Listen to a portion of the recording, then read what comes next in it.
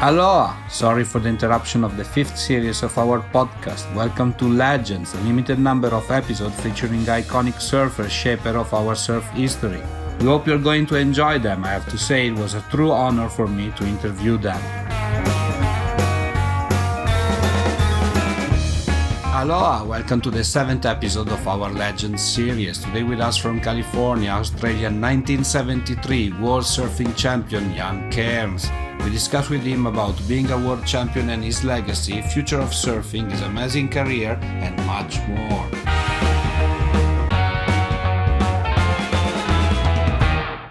Good afternoon, Mr. Cairns. Welcome to our show. I'm so happy you are with us. So today I have so many questions for you, but the first question is, in your opinion, what is the most important thing in surfing?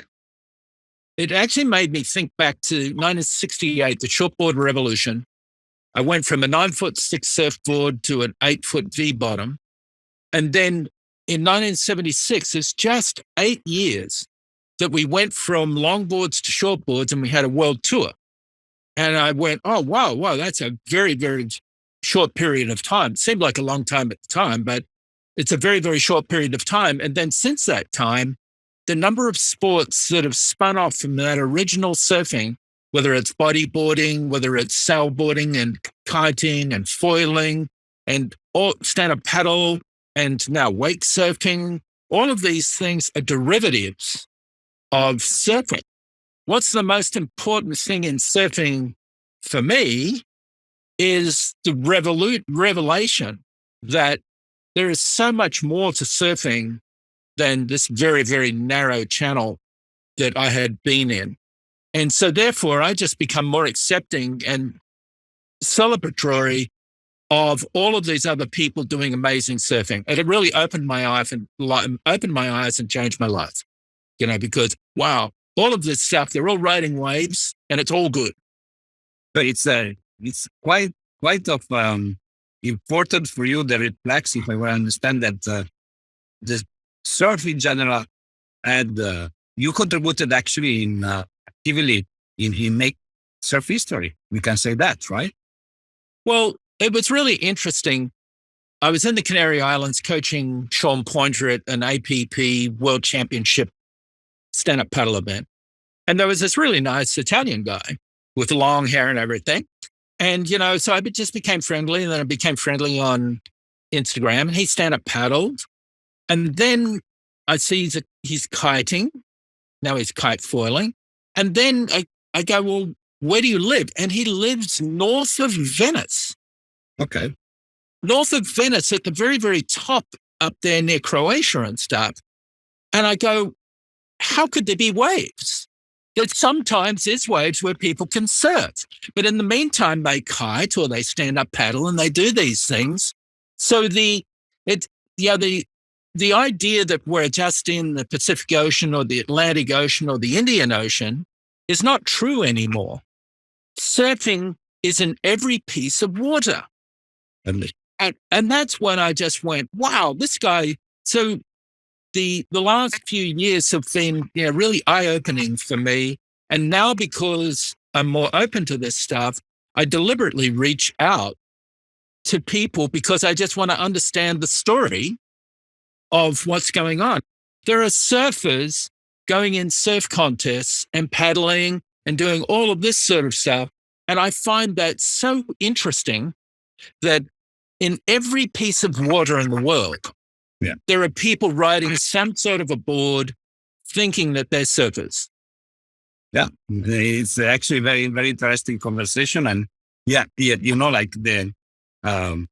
to say technology up to a certain point, allow us to surf more, right? You were talking about wake surfing, like surfing behind the board or stand-up paddling, things that maybe they were not there like they are today, 20 years ago, and just allow people that have no waves to enjoy the sea or the water, right? Well, we did one of our TV shows on wake surfing, and we went to lakes in Texas, and there's Tiger Boats, TIGE. They build their focus is on surf boats, They build big wakeboard boats that they have water compartments. You can press a button and it fills up and it makes a bigger wave. And so they call their boats surf boats. Yep. And so when people are riding wakeboarding behind these things, they're surfing. And here's a really, really interesting connection here. There's this kid named Fluger. I saw him. He was foiling on the wake behind a boat, and he did a flip on the wake and landed and kept on surfing. And I just went, wow, that's kind of impressive. Yeah. And then 2 weeks ago, they had a foiling contest in the surf in Cocoa Beach. And he was out there catching waves, and he did the flip on a real ocean wave. Wow. And I just went, whoa, look at that connection. Exactly. And so these interconnections between all of these different sports, whether they're done in a surf park, there are friends of mine right now at Aloha Bay in Switzerland. Yes, the surf park in Switzerland. So I've made friends. I've got a text today from a guy in Colorado who's a river surfer. So they ride rivers, and I know that the whole river surfing thing came from the ice park in Munich. Yes, exactly. And it's created. There's a couple of wave pool companies that create standing waves. There's the Rapid Surf League. There's a competition on all of these waves, and you know that there's in Zimbabwe, I think it is, or Tanzania, there's an incredible huge wave with a big barrel on it. So in the Zambezi River, when you start to, I think when you start to recognize how good these people are and how exciting their story is, it really adds value to your life. It makes me happy when I see people ride waves. Definitely. It's like, it's beautiful. It's a beautiful thing to see, how in unexpected places, people are finding ability to just riding away, or whatever it looks like away, And of course, technology, surf pool helps, but now there is, even in Milan, you can surf in the middle of Milan, so it's like crazy. But there are also places like China that are not like explored, if you want to say, where there are a lot of waves and a lot of, not, it's good because it gives us the opportunity to go and explore, right? If you want to travel the world for new wave, we can always find one. So I've been to Hainan a couple of times, Ryue Bay, where they run the pond, and you look at the map and you just go, well, there's not going to be any waves there. You've got the Philippines and Taiwan blocking swell. But it turns out that they have seasonal monsoon waves that travel down the South China Sea. So, and it got, considerably overhead one time I was there, and it was good shape and it was warm. And I go, well, this is a surf destination. And apparently they're in the monsoons up near Hong Kong, they're generating swell that will go all the way down to Malaysia and the north coast of Indonesia. It's another entire surf zone that I never in my wildest dreams imagined would be there.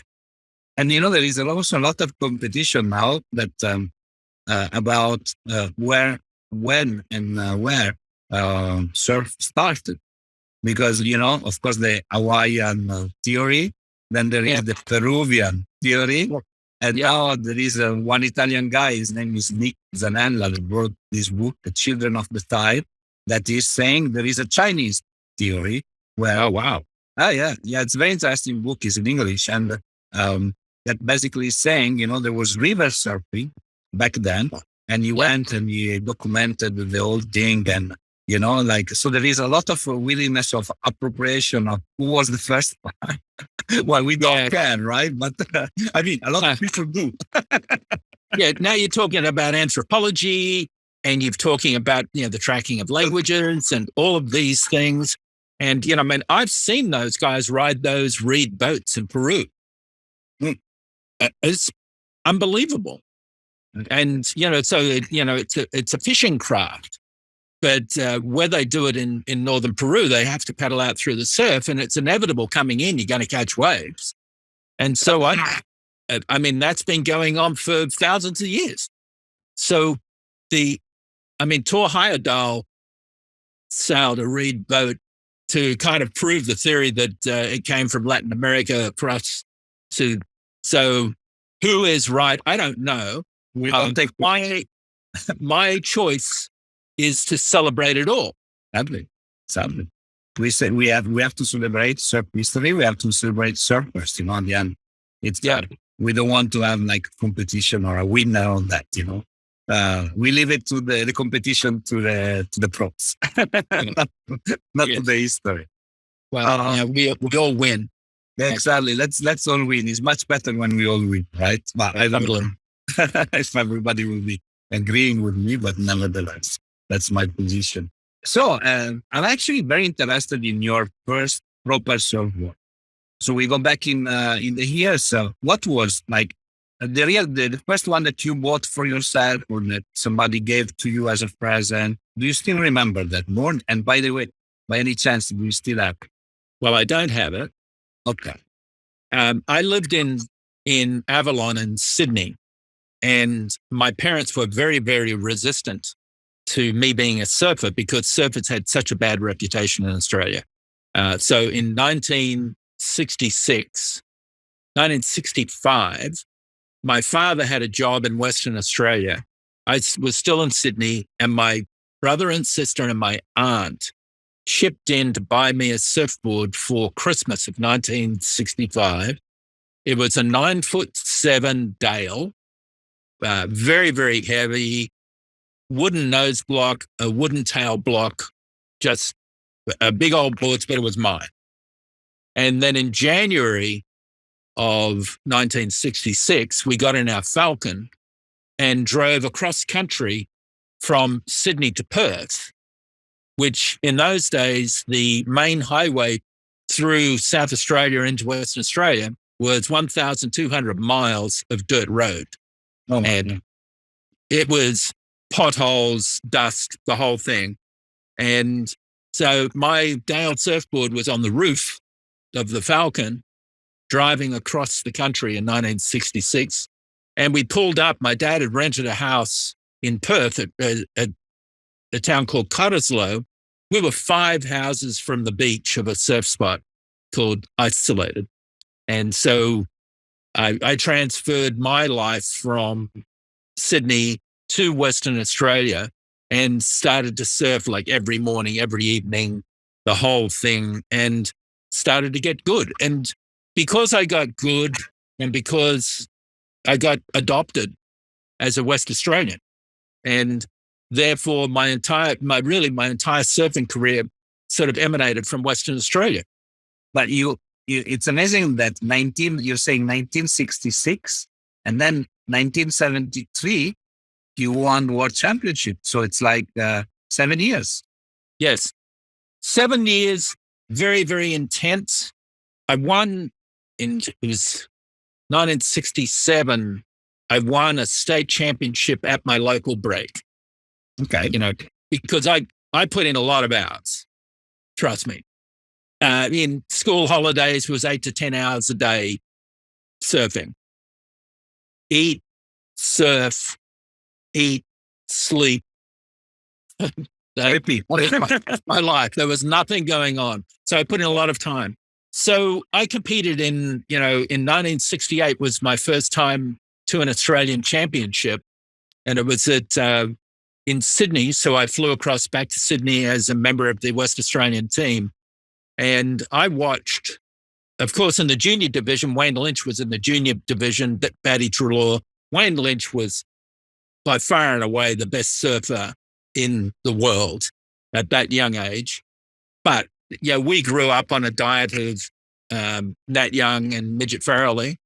And, they were incredible. That year, Keith Paul won that Australian titles. And the final was Keith Paul, Nat Young, Midget Farrelly, Frank Latta, Robert Keneally, and Ted Spencer. And, I was on the Sandhills watching that. I'd lost in the quarters or something in the juniors, and which Wayne Lynch won, of course. But I watched those guys, surfing And those names, if you want to look those guys up, absolutely some of the greatest surfers in the world. And that's the inspiration that was 1968. By 1970, I was on a junior on the Australian team at Bells Beach and competing, with all of those guys, just watching as, a young guy with Corky Carroll and Margot Oberg and the Hawaiian team. All of these guys, I was sort of now on the bottom level of that stage. And in 1972, I was on the Australian team that came from Australia to San Diego, where at Ocean Beach in San Diego, Jimmy Blears won that contest. And it was small beach break waves, and I didn't do very well at all. But if you look at the roster of that team, which is me, Simon Anderson, Terry Fitzgerald, Rabbit Bartholomew, Mark Richards. You get that. I can find that roster. There's an event happening in Australia at the moment. It's the who's who of surfing for the next 10 years. Yeah, certainly. Is in that. And it's just really bizarre. I met my son surfing. Yeah, every Saturday we go down to San Diego. He's working down there. We would meet up at Ocean Beach. And the first time I did that, I'm at Ocean Beach and I'm just going, 50 years ago, I was here. Could you imagine that? And the place is still kind of crappy. It's a California beach town that could do with some work. You know what I'm saying? Yeah, I know. But of course, now it's a bit more crowded, right, than those times. Well, not really. You can go to places in California and it's not really, the known places are ridiculous, like Malibu and Loas and stuff like that are ridiculous. But you can go to other places and it's not that crowded. But the thing is that I crammed a lot of time from 1966 to 1973. There was, lots of surf contests locally, state championships, national championships, Australian teams, meeting people. A guy that I met in 1970 and became friendly with in 1972, Doji Osaka, became one of my guys that was the Japan representative for the ASP, and he just died, just a week or so ago. So we're in this phase where all of this amazing stuff is happening, and people are dying. And so this condensed world that we live in, it's just really nice to recognize all of those people that contributed. Yeah, and so many of the things that when I was in 1972, I was living in a house with Paul Nielsen, Ricky Nielsen, and Grant Oliver. And Paul Nielsen and Grant Oliver got into the Smirnoff. There was only 36 people, and there was no other way of getting into the contests. It sounds a little bit like today. So I was on the beach watching those guys. Paul Nielsen won the Smirnoff.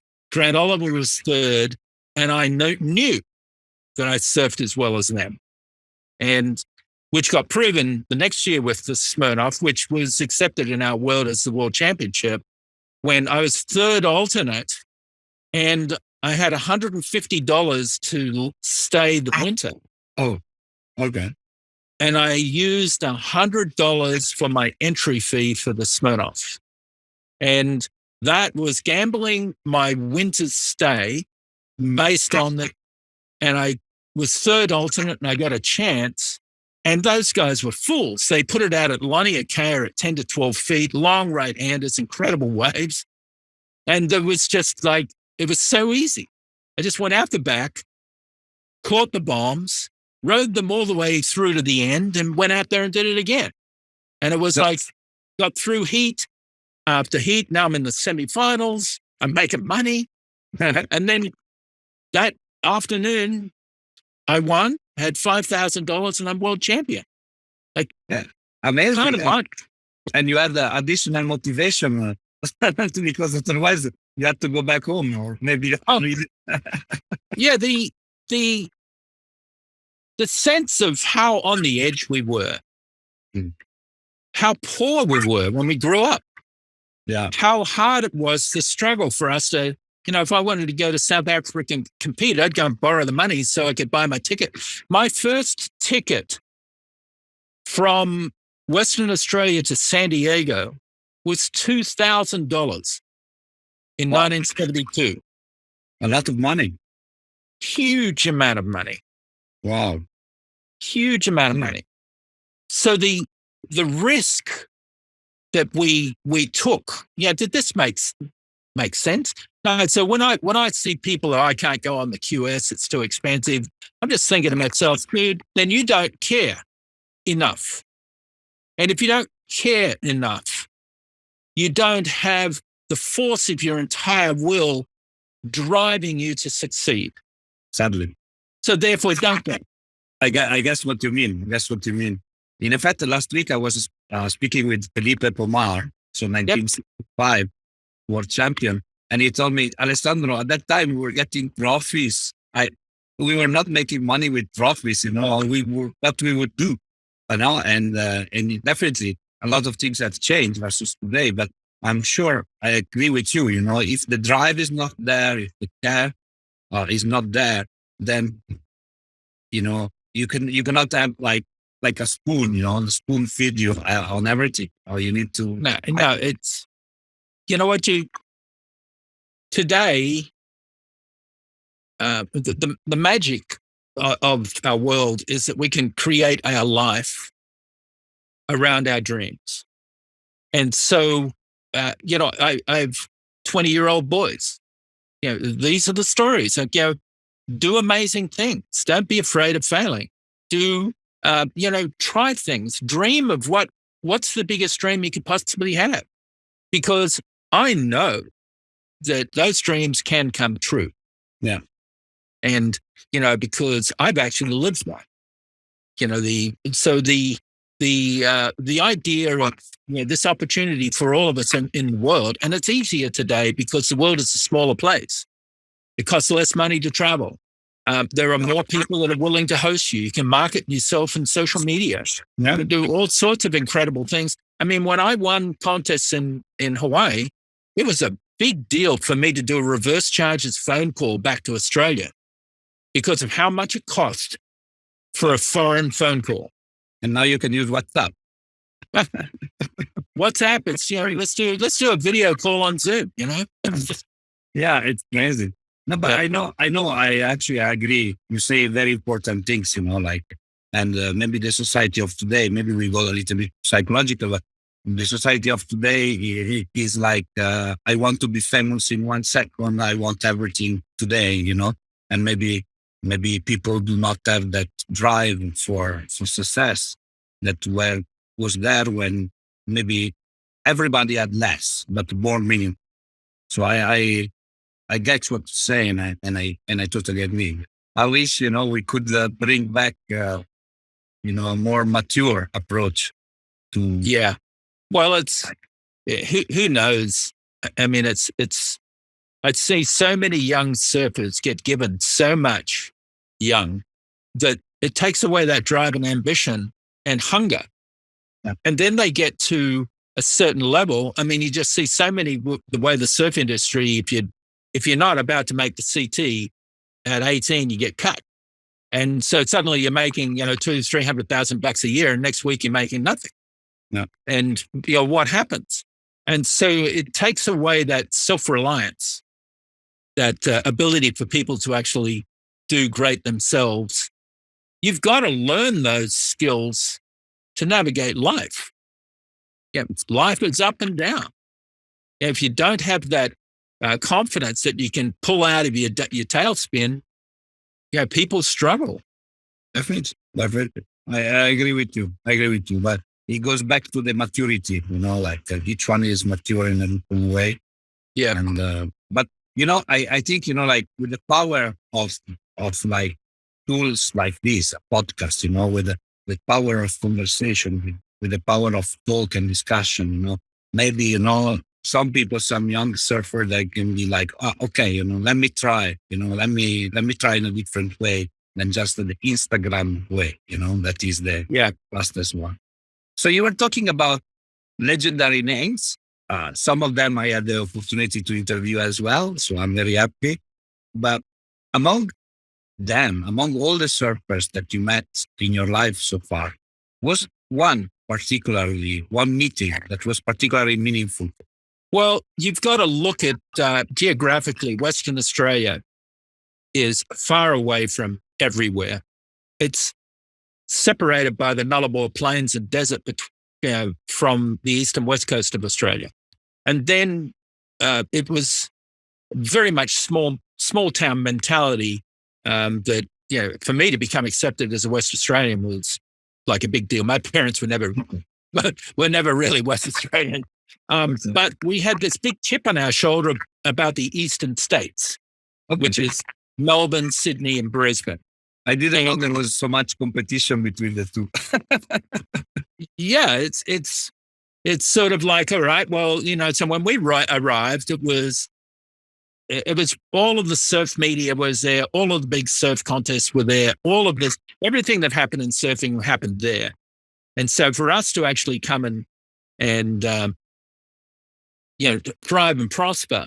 So one time, Surfing Western Australia brought Midget Farrelly to Western Australia, and I surfed with him at Yallingup.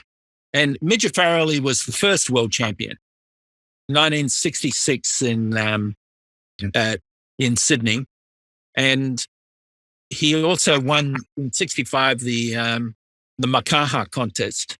So for us, he was the beginning, and it turns out like good guy, incredible surfer.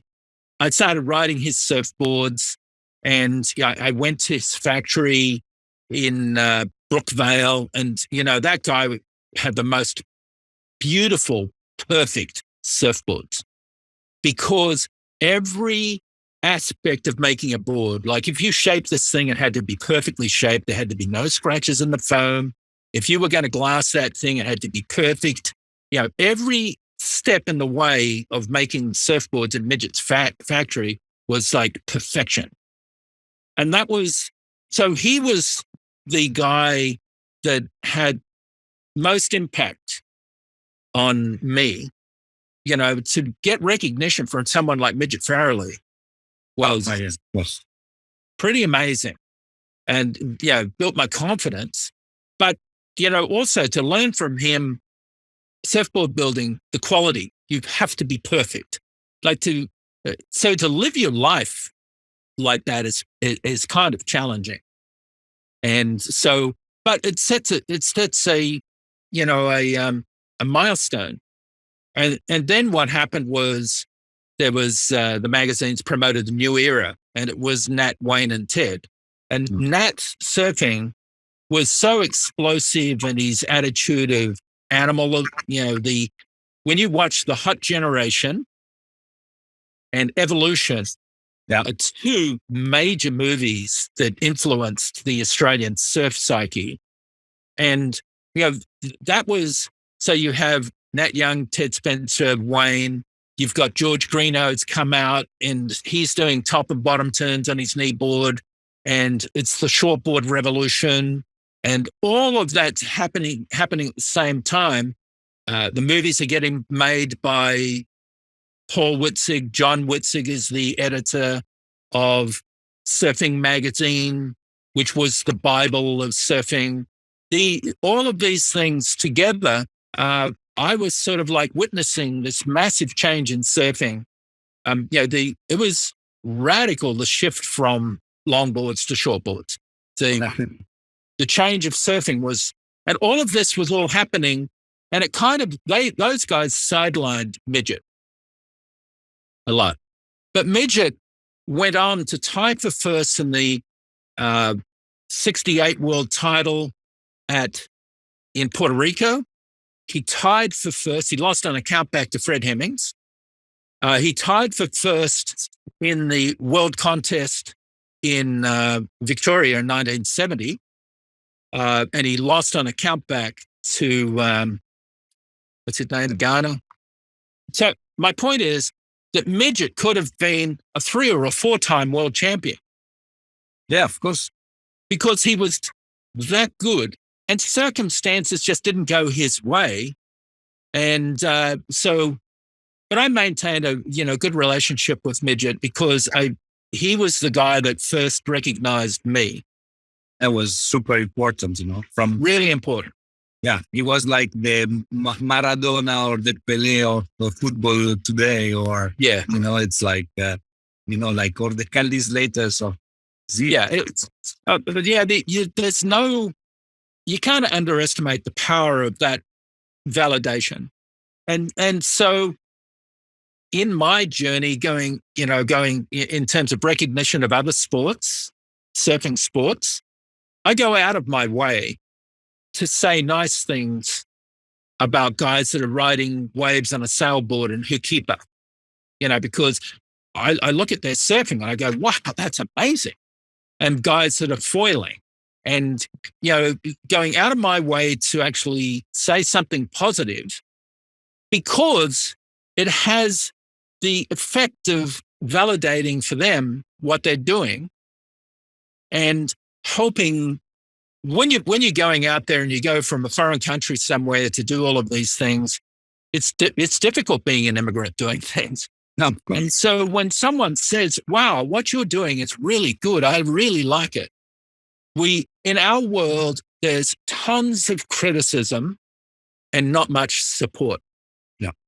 So I would like to be the guy that gives positive support. Yeah.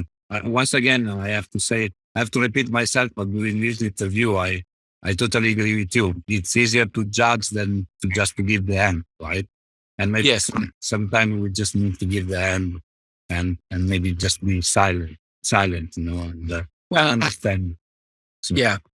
But like what when you were talking, I was trying to connect the dot because so I had the opportunity to talk with Fred Emmings and was discussing about the championship by then, back then, and all the challenges.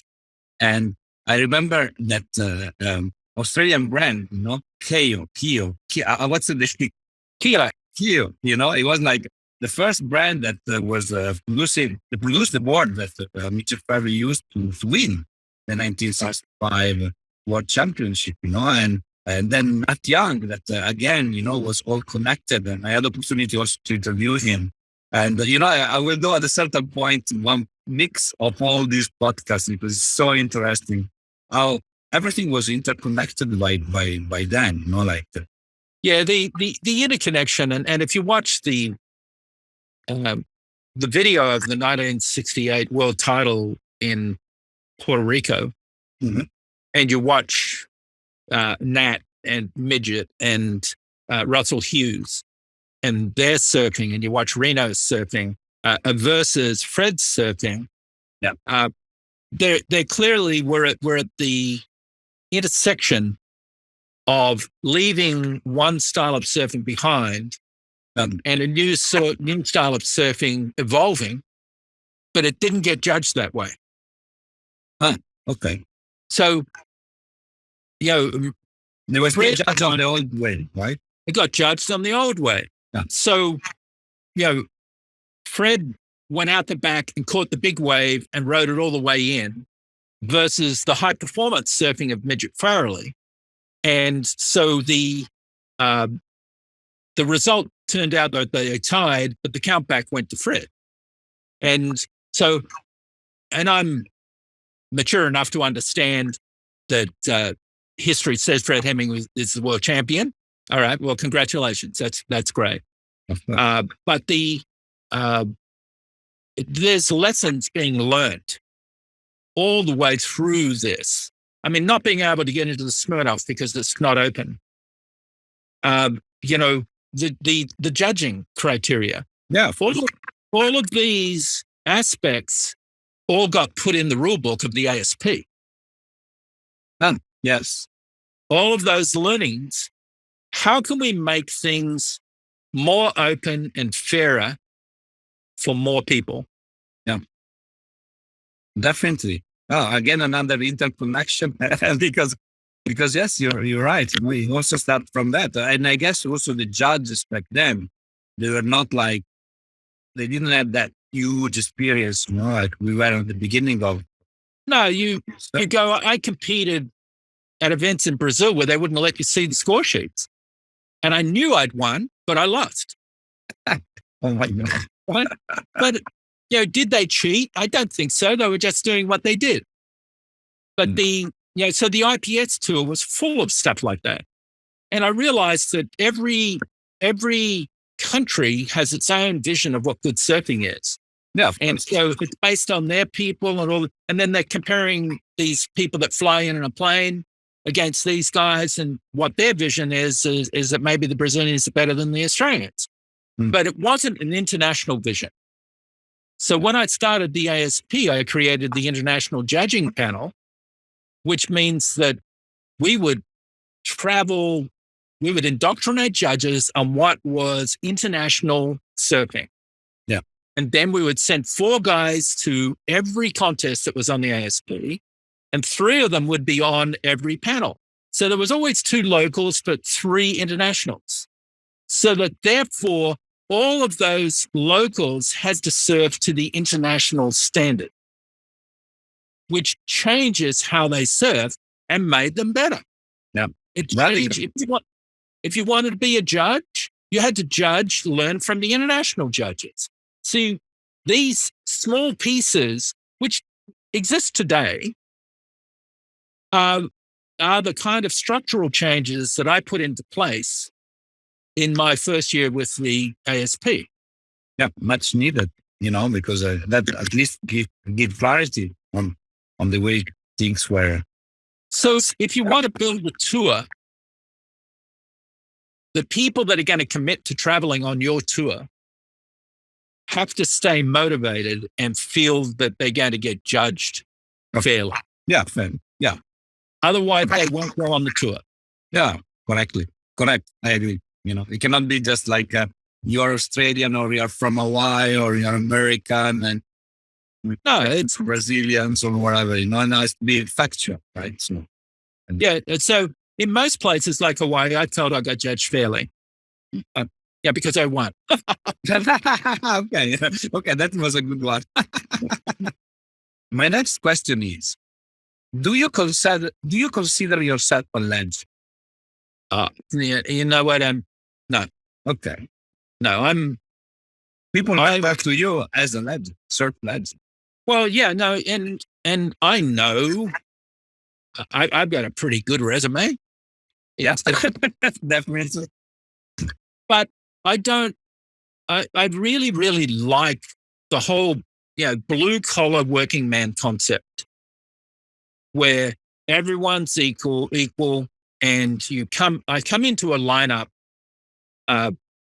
and I understand the rules of the lineup, and I wait my turn, and I will be in good position for a good wave, and I expect to get my wave, but I don't expect to get every freaking wave out there because I'm a legend.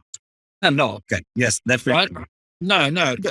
What I want to do is I just want to fit in and be part of the surf scene and not be superior to other people. Yeah. And that's, my parents come from blue collar, farmer, and my grandfather worked on the wharves. We come from that kind of background. And I think that this whole democratization of surfing, where people in that kind of world, you can encourage young people and success is not too far away. Yeah. When the playing field is a lot more level, it's easier for someone to imagine that they could get to the top plateau. But when you have a playing field as a pyramid, and the very, very elite are on the very top of the pyramid, and the steps to get to the top of the pyramid are kind of overwhelming, you end up perpetual motion. The people in the top of the pyramid will always be there. But I think, my quality was more like, I understand what you mean, but I think one thing is like being above everybody else, and one thing is like having contributed to the history of surfing in a huge way, like you have done, winning the world champion, creating the ASP, and still today, like you don't stop, right? So at the end of the day, it's that makes you like, you want to say, a legendary figure. But then I understand, it's the word legend is a huge thing, right? So Yeah, but we're living in a world where there are the elites yeah, and the peons. sure, always been. And I don't want to live in that world. Yeah. And so I want to live in a world where, I recognize, I've got some, you know what it does? It's rather than acting like a legend, you get to have some authority. yeah, okay. You have some authority and you have the opportunity to influence change. So do you use that for self-benefit, or can you influence change for the benefit of other people? The idea with the ASP, I didn't own the ASP, but we influenced massive change in surfing. Yeah, we brought Brazil and Latin America into the world tour. Look at the result. We brought Europe into the world tour. Jacques Helle from the Lacanau Surf Club came and said, can we be part of the tour? And we made it part of the ASP tour. And so the European connection to the world tour happened from Lacanau. So the Brazilian connection to the world tour happened at Joaquina with Hang Loose. And, so these are sort of like inspirational people in those places that said, we want to be part of what's going on.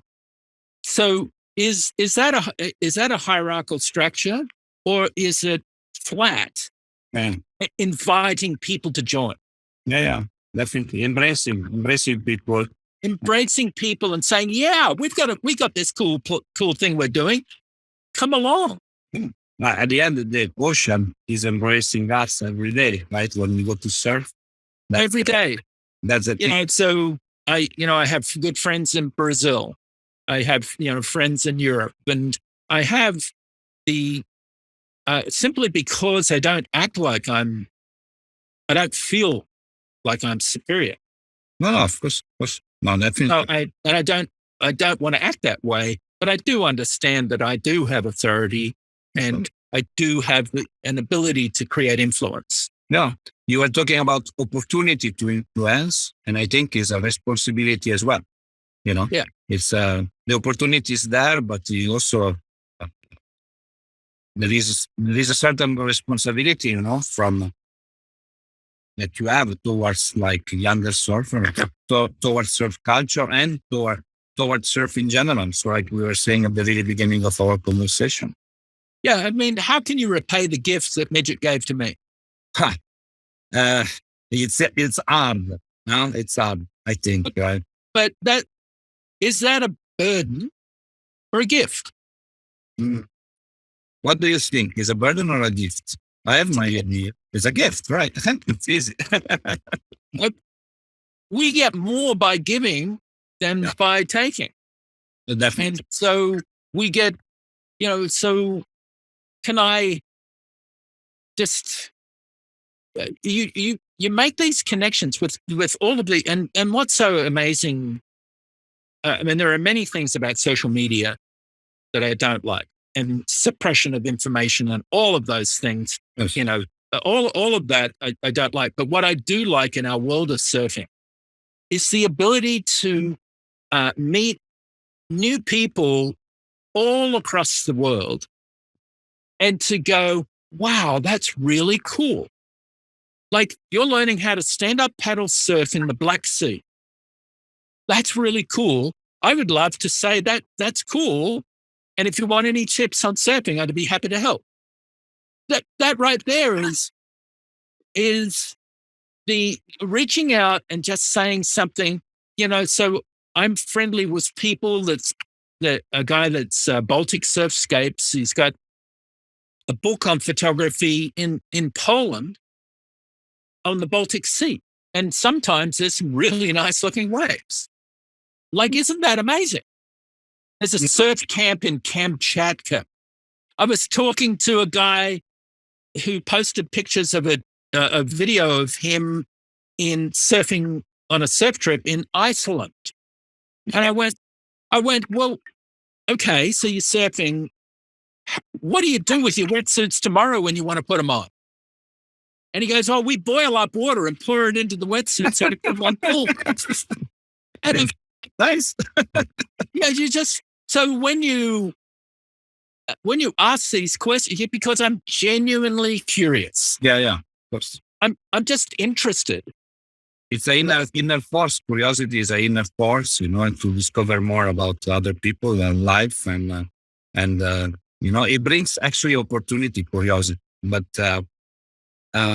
I wanted to tell you, there's so many things, like I have kind of brain freeze, but definitely, living with that responsibility, if you want to say, of the message of Midget Family to you and to transmit it in today, into the modern days, is definitely something that keeps you going, right? So today you are very busy.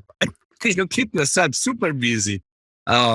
What are you working on specifically? I've seen in your Instagram, NFT, and then of course there's Surf.com. I do. Firstly, I have frustration with WSL. Okay. I have a real frustration that what we created, Graham Cassidy and I, with the WQ World Qualifying Series, gave a pathway for people to get into surfing and to rise to the top fairly easily.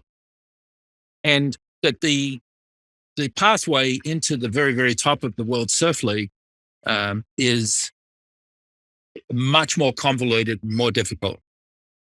Okay. So I go back to that time because I feel for this. I was in the parking lot at Haleiwa in 1972, watching friends of mine get into that contest at Haleiwa. If you've seen my record at Haleiwa, you know that I could have killed that event. But I didn't get in. So I was on the outside. So for the United Surf League, there's two really, really important aspects of the United Surf League. Okay. First and foremost, it's open to everyone, right? If you've got a great wave and you have an interesting story and you can tell that story well, you can enter and maybe you could win the United Surf League. Not bad. And there's some kid from Morocco just got towed into an crazy left slab. And it turns out that he speaks pretty good English. He's a good looking kid. That's an entrant. Mm-hmm. And there's a guy named Amin Nader, a Moroccan photographer videographer that's been shooting these incredible right barrels. He shot that wave. So together they can craft a clip and make it enter and have a chance of being in it. So that's the first thing. Anyone can enter. So there could be someone on a slab in Western Australia that you don't know, and he gets the wave of the century. Yeah. And the world will go, holy moly, that is incredible. So creating opportunity. The second thing is recognition of other types of surfing. So in our first year, it's a big wave, slab, stand-up paddle, bodyboarding, adaptive, and longboarding. 6 different divisions where there will be a championship in each of those divisions. So, and then the top 3 from each of those divisions will go into the finals where they all mix together and we get to vote on whether the big wave is better than the bodyboard wave. And we come up with a united champion. It's united all the sports. Yeah. And then we're doing divisions for photographers and videographers, the forgotten people. They get a chance to win $50,000 too. Wow. Yeah, that would be great. So it's 30,000, 15,000, and 5,000. So when you think about that, and all the friends that I have from when I competed who have archives of amazing photos, and there are friends of mine that are photographers in Western Australia that have absolutely astonishing photos and videos that are just not being seen. So I've invited them to come on this journey with me. Okay. Right? Right. So now that's the concept of United, and it's open to everyone. Yeah. Embracing that. And we go back to what we were saying before, inclusion, embracing, and diversity as well, It's an incredible message. Yeah. So then, because of my curiosity, Okay. like the world that I created in 1983 with the ASP was multiple of events around the world, bringing new countries and new participation so that we created a global league where surfers, it was the backbone of the surf industry. Alfio Lagnado built his Hang Loose clothing company on the back of sponsoring an ASP World Tour event. So Quicksilver built their company on the back of surfers like Tom Carroll, who won world titles. Billabong on the back of Oki, winning a world title. All of these things were the interconnectedness between what the World Tour was, but it's evolved away from that. Times have changed. Like when I first had an office in America, I had a telex machine. And then there was a fax machine. And then the concept of making an international phone call was ridiculous. Yeah. But then the evolution of the internet. So I was working in the internet with Blue Torch, and we did live webcasts in 1999 from Chopu, on ISDN 250K lines, which was the bandwidth of Tahiti. Yeah. So I love innovation and technology, and how can we apply all of those ideas to create a paradigm, a model for what we want to do. So what is happening? The television networks are crumbling. I just canceled cable and I watch Netflix over the internet. Yeah. And I'm saving $200 a month. Not bad. Right? So these revolutionary changes, so the revolutionary change, which was amplified during the COVID bullshit, was surfers, there's no contest, so surfers promoted themselves on social media. Yeah. So it became the medium of promotion for surfers to justify their value to their sponsors. So you've gone from big events and newsworthy events, that has diminished the power and influence of WSL. Yeah, of course. Yeah. Significant. So that right there, the shift from big events, television coverage, to social media amplification of the surfers is a paradigm shift. Big one. And maybe we're not yet at the end of it, because... No, but what is the next paradigm shift? That's where I went, all right, the way that my head works is I go, well, we were doing TV programming and I see the social media, but where are all those people going to go tomorrow? Okay. So in the metaverse. They're going to go into the metaverse. Okay. So the Wave Riders Club NFT drop is our first move towards bringing all of this surfing stuff, like the United Surf League, into the metaverse. Definitely a very advanced concept, but it will happen. It will happen. It's just a matter of time. We know it will happen. So there's a really important concept here. Are you a victim of change? Yeah. Or an architect of change? Yeah, of course. And that's where we're at. is a substantial thing. It's not just an easy thing, right? It's No. This is the embracing the concepts of the metaverse is a quantum yes. leap, because I ran the US Open of surfing. I ran the tour.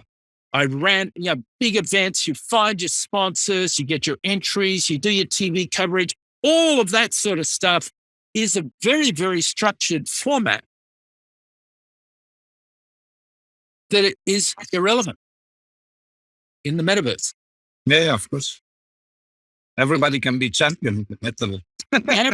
So what we can do is and where we are now is what am I doing? I'm reimagining opportunity for all of my surfing brothers and sisters.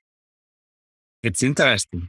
It's interesting what you're saying, because as you said, architect of change, like maybe a lot of people will laugh about it, but they will not laugh maybe in 10 years or 5 or from now. It's already happening under our toes. So it's happening under our nose, and our partners. We have a press release that's going out tomorrow talking about our partners. It's like we're connected with people that are making this stuff happen. and definitely you have a lot of friends that will help you on this and legitimate. I have, so I can say to all my people, hey, are you interested in being involved here? And, first and foremost, from a competitive format, we've seen the proliferation of events with voting on Instagram. Yeah. I mean, that's happened. So why don't we create a more structured thing and give away more prize money and create events, but do it for all of these multiple different types of surfing. So within 3 years, we'll have 12 or 13 divisions of different types of surfing inside the USL. Because which one is more valid? The audience will choose what they believe is the most valid. The variety of the audience will change, because maybe today to a surf contest, I don't know, to travel to Tahiti to watch Olympic Games in 2024, you need to love surf. Yes. See surfing in metaverse, maybe you don't even care about what surfing is. It's just like you happen to be there, right? Yeah. I give, it's really easy to understand a 100-foot wave at Nazaré. Yeah. But then someone, you go, oh my God, that's crazy. But then you meet the person that rode that wave. So I know Mason Barnes. I coached him. Okay. So the story that I know that he can tell is really interesting. And you look at him, he's a good-looking kid and he speaks well. He's got an interesting story. So for someone that's not a hardcore surfer, they can absorb a 1-minute clip of Mason Barnes and they go, wow, that's a nice kid. Wow, look at the wave he rode. Oh, that's how he did that. That's amazing. And then people will move on. That is an entry in the US. Yeah, of course. Very interesting. Very interesting topic. Actually, we could do an episode only about that. Well, maybe we will do another one. Yeah, we'll do another. We've just given an overview, and I'm getting people to help me promote within their vertical community. Yeah. Because they're experts in their community. Yeah. So can I have a surf judge judging a bodyboard event? No. So I'm going to have the bodyboard audience vote on what they think is the best bodyboard. Yeah, it's definitely makes sense. Okay. Yeah. Well, a lot of things, you were able to really, now my mind is going every direction. So. I know, I'm sorry to spin you out, but. No, it's great. It's great, actually. It made me thinking. So, but anyway, a lot of stuff, and I'll be following up closely because it's a very interesting topic. Yeah, we'll be rolling this stuff out over the next few weeks. And the NFT drop is, I mean, you look at the artwork, it's as good as the most successful NFT drops. And so the artwork itself, but the story about utility, what is the utility of someone that owns an NFT? These are all of the things that we're going to build and talk about more over the next few weeks. So it's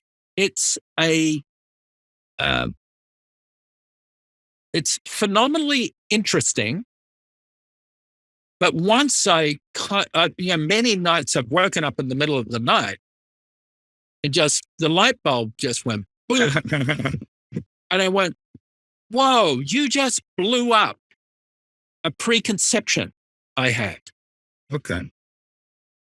The preconception that these, which again, for me, because I'm a kid that drove across on the Nullarbor with a surfboard on the roof, and I got to be world champion. Yeah. So why not? I believe that I don't believe, I know for certain that the impossible is possible. No, definitely. And it's also a positive attitude, it's like, there's a good way of living life. So. Oh, it's incredible. And then I'm also, what about gratitude? Right. So I can paddle out and I stand up paddle surf, and I'm going to get a glider board soon. But I can paddle out on a small day down here in Laguna Beach with my wife. Yeah. But just the two of us out and get some fun waves, and I'm stoked. I can't tell you that my journey from just being a young kid, 13-year-old kid at Cottesloe, to being, I'm 70 in July. Yeah. See, I'm back to being that kid again. Because the wave that I surf here in Laguna, it's actually really similar to isolated in Cottesloe in Perth, where I started surfing. There's this massive arc. Yeah. I'm almost back at the same place where I'm just so stoked doing this, and I can do it. And the stories that I have about that with doing, like on Saturday, I just missed a call from my son, because we're not going to go this Saturday to go surfing together. But to be able to just go down to San Diego and go surfing with my son and talk and have breakfast and connect. Because this is the kind of gift, the social gift of surfing. Yeah. And for me to be able to live my life in that space, what if I can help people succeed? What if I can, all of these things, they're just good for me. Right. And I like it. You keep this thought, very important. So, always. We're going to finish our interview with a short question and answer session. So please answer the first thing that comes up to your mind, like pop up to your mind. The best surfboard that you ever ridden? I shaped a Bonza that I won the Smirnoff on. 7'6" Bonza, red board, double page spread in Sports Illustrated, chairman of the board. I shaped that board. Wow. You still have it by any chance or not? No, I don't. It didn't mean anything to me back then. Well, today would have, right? Yeah. Okay. The best shapers, since we're talking about shapers of all time. I think that, Midget was a great shaper. I've surfed Rusties. I shaped about 1,000 boards. Wow. I won a world title on my board. Yeah. But the guy that I really, really, really love, BK had some great BK boards. Really great for Hawaii. Tom Parrish. Somehow there were these boards that Tom had made that the customer didn't pick up. And he said, Kanga, why don't you have these boards? Not bad, huh? not bad. Like I won the World Cup on one of them. you didn't fall like into a bad shaper or bad boards. A great shaper, awesome guy. Yeah. And, for me, forever Amazing. thankful. And personal question: what is your favorite song Layla, of Eric Clapton? Eric Clapton, that whole thing, Avalon with Roxy Music, Brian Ferry, right? Those songs with the big themes, And I grew up in the 50s and 60s, rock and roll, man. Yeah, of course, all the time. I love it. Imagine if you could sing like Elvis. If I could sing like Elvis, or we could sing, I don't know. No, what? Imagine if we had that quality of voice that we could sing like Elvis. Of course, yeah. Then we'll be legend, of course. That would be true legend. Okay, favorite surf spot? North Point, Quaramup Bay. Favorite surfer of all time? I think I have to say midget. Yeah, I knew the answer. I knew the answer. It's just too good. The last question is a little bit unusual. I ask everybody on the show. And of course, since you have like two kids and they grow up, you can give me a great relationship advice. Marry a surfer.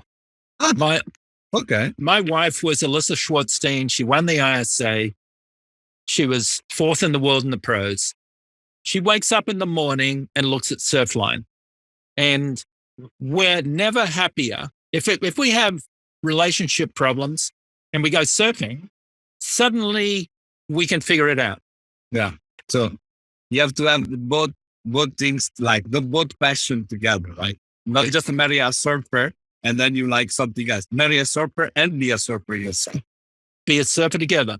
Yeah, exactly. I know. I totally. The center of our world, the hub of our wheel, in terms of what we love to do and our identity, is surfing. They're very powerful. Definitely. Totally powerful. Yeah. And Mr. Cairns, thank you so much for being on the show with me today. And it was a great interview. Definitely we have to have another one on metaverse and NFT. I know that I need to hear much more on that. Yes. But thank you so much. You've been very kind. It's been really cool. And to be on that roster of people that you've had on your Temple of Surf. And you're talking about Felipe Poma. I competed with him many times in the Duke contest. I mean, these people are, you throw the word around like legends. He's a legend of Peruvian surfing. Of course. And, a really cool guy and going strong. He's inspirational now for age. Definitely. That you're surfing till 100, what he does. But what I think is important, because, if we talk about world champion, so I interviewed him, interviewed Fred Hemmings, Matt Young, Sean Thompson, Tom Carroll, you, and also the women's side, Lynn Boyer or Pauline Metzger. I think, there is like a very important thing, behind is that the responsibility, as we were saying before, the responsibility to share stories and to give motivation to young people that maybe today they, as we said at the beginning, they just want to be like famous on your finger without wave or without putting hours in. You got to do the work. Yeah, do the work. Yes. That's nothing worthwhile happens without doing the work. I totally agree. Simple. Thank you so much for your time. I look forward to talk to you very soon. Bye-bye. Yeah, bye.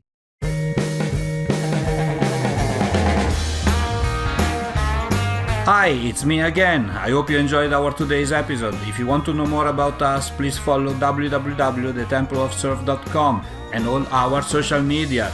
Mahalo!